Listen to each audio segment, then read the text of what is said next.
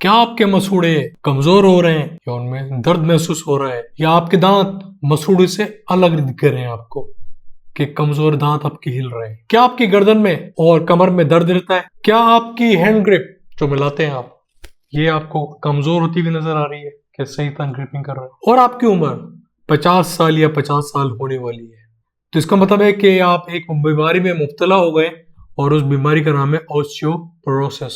Normally इसके अंदर अगर इन 3 चीजों में से आपको 2 अलामत भी मिल रही है तो आप समझ लें कि आप 50 साल या 50 साल के करीब होने की लिमिट में आ गए, और ये इन 3 चीजों में से 2 चीज आपको मिल रही है तो आप समझ लिए आप इस बीमारी में मुब्तला हो गए। अब इस बीमारी में होता क्या है? मेनली ये बीमारी 50 या 50 साल के लोगों को होती है।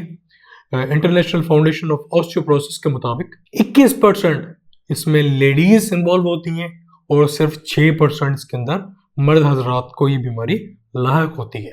अब इतना रेशियो क्यों? इसमें एक मेन फैक्टर है जिसकी मैं अलग से वीडियो बना चुका हूँ, ऑस्टियोपोरोसिस मेनोपॉज की वजह से। मेनोपॉज क्या है कि 50 साल या 50 साल के करीब वो औरतें हैं जिनके पीरियड्स आना बंद हो जाते हैं, ये उसकी वजह से औरतों का रेशियो इसमें ज्यादा है।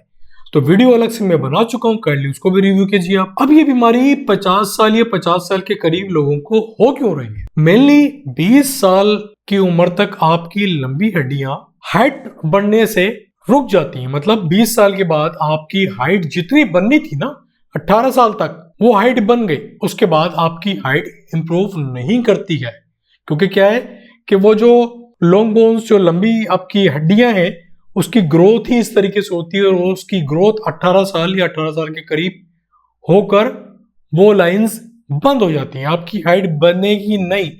फिर 18 साल या 20 साल के बाद ये हड्डियां लंबी होने के बजाय ये हड्डियां अंदर की जो उनकी ग्रोथ है उसके ऊपर, उनकी डेंसिटी उसको कहते हैं, उनकी डेंसिटी, उनका मास, उसका अंदर की जो हेल्थ है वो बढ़ना शुरू होती है 18 साल या 20 साल के बाद। इसके अंदर रोजमर्रा की बुनियाद के ऊपर उनकी प्रोडक्शन भी होती है और हड्डियां कमजोर भी होती हैं। तो ये रेशियो आपकी 20 साल की उम्र के बाद 30 साल या 35 साल या 40 साल तक ये सिलसिला चलता रहता है। लेकिन यही सिलसिला 50 साल या 50 साल के करीब आने के बाद ये सिलसिला रुक जाता है, बल्कि कम हो जाता है, और इसमें न के हड्डियां कमजोर हो जाती हैं बल्कि फ्रैक्चर भी हो जाती है। ठीक है, क्योंकि उम्र के साथ साथ आपकी हड्डियां कमजोर हो रही हैं, और वो जो रेशियो होता है कि भाई हड्डियों का जो अंदर का जो गुदा है, आपको आम जबान में समझाने की कोशिश कर रहा हूँ, जो मास है, जो डेंसिटी है, जो उसका सेल है, वो उसका रेशियो यंगर एज में, जब आप 20 साल की उम्र में आप बढ़ना शुरू हुए हैं तो वो रेशियो बढ़ता ज्यादा है और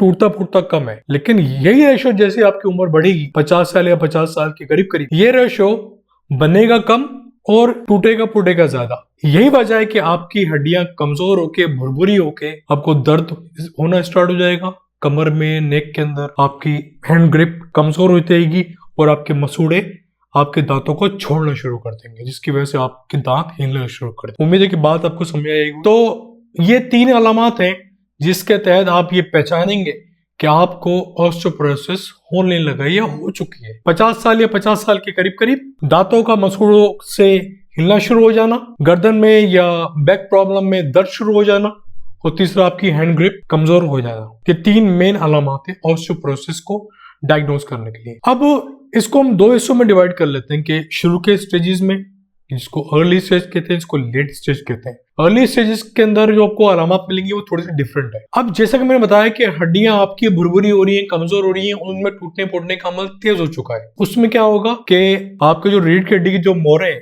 वो कमजोर होकर वो कंप्रेस होना शुरू हो जाएंगे। मतलब ये हड्डियों के मोरे आ रहे हैं, ये एक पिक्चर भी मैंने लगाई, इसमें आप देख सकते हैं कि हड्डियों के मोरे, इन पे दबाव पड़ता है तो ये अंदर से भुरभुरी हो रही है, कमजोर हो रही है, तो ये कंप्रेशन फ्रैक्चर हो जाता है एक दूसरे पे दबने की वजह से। इसको बोलते हैं कंप्रेशन।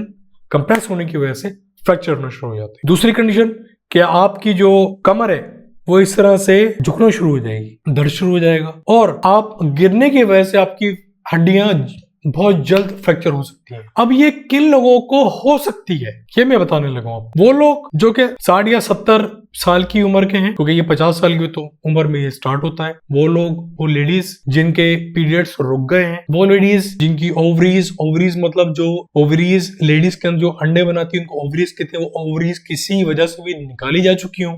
मर्द हजरात में जो उनका हार्मोन होता है टेस्टोस्टेरोन, उसकी तादाद कम हो गई हो। लेडीज में जो एक हार्मोन जो कि मर्द का हार्मोन है, एक लेडीज का हार्मोन है, उसको ईस्ट्रोजन कहते हैं, उसकी तादाद कम हो गई हो। वो लेडीज जो कि कुछ ड्रग्स ले रही हैं, ड्रग्स मतलब दवाएं ले रही हैं, जिनकी वजह से उनका ईस्ट्रोजन का हार्मोन लेवल कम होता जा रहा हो। जो लोग सिगरेट पीते हैं, जो लोग शराब पीते हैं, और मेन वजह जो लोग फिजिकल एक्सरसाइज नहीं करते, उनका उठना बैठना ज्यादा नहीं है, फिजिकली इनएक्टिव। रिसर्च के मुताबिक ये ऑस्टियोपोरोसिस जो गोरे लोग हैं उनमें ज्यादा पाई गई है। क्योंकि अगर देखा जाए उसके अंदर उनके क्लाउडी वेदर होता है, सनशाइन कम होता है, ये वजह है। इसके बजाय एशिया में या अफ्रीकन कंट्री में ले लो तो ये ऑस्टियोपोरोसिस इन कंट्रीज में कम मिलता है। वो बीमारियां जिनसे मर्द हजरात या लेडीज जूझ रही हों, वो कौन सी बीमारियां जो कि ऑस्टियोपोरोसिस करा सकती हैं? किडनी फेलियर, गुर्दे फेल हो जाना, विटामिन डी की कमी हो जाना, डायबिटीज, शुगर की बीमारी, थायराइड की बीमारी, हड्डियों और जोड़ों की बीमारी जिसको रियूमेटॉइड आर्थराइटिस कहते हैं, भूलने की बीमारी, वो लेडीज जो ब्रेस्ट कैंसर की बीमारी से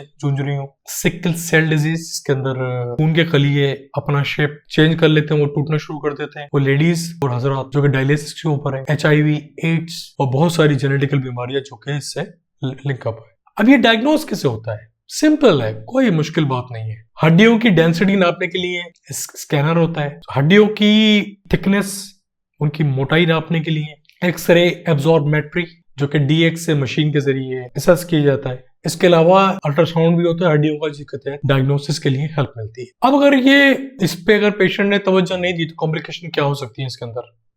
आप हमेशा के लिए पैरालाइज हो जाएंगे। पैरालाइज मतलब in the sense of deformity, आप माजूर हो जाएंगे। क्योंकि फ्रैक्चर अगर इस उम्र में हो गई तो उसका रिकवर होना उस हड्डियों को, क्योंकि हील अप नहीं हो रहा है, हील नहीं होगा।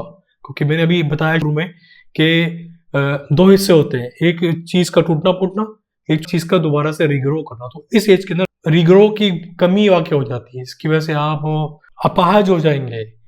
तो और दूसरा इसकी कॉम्प्लिकेशन में कि आपकी हड्डियां अगर आपने तवज्जो नहीं दी तो आप झुकना शुरू हो जाएंगे, आपकी जो आपका बैक है वो इस तरह के बजाय इस तरह से लूप हो जाएगा।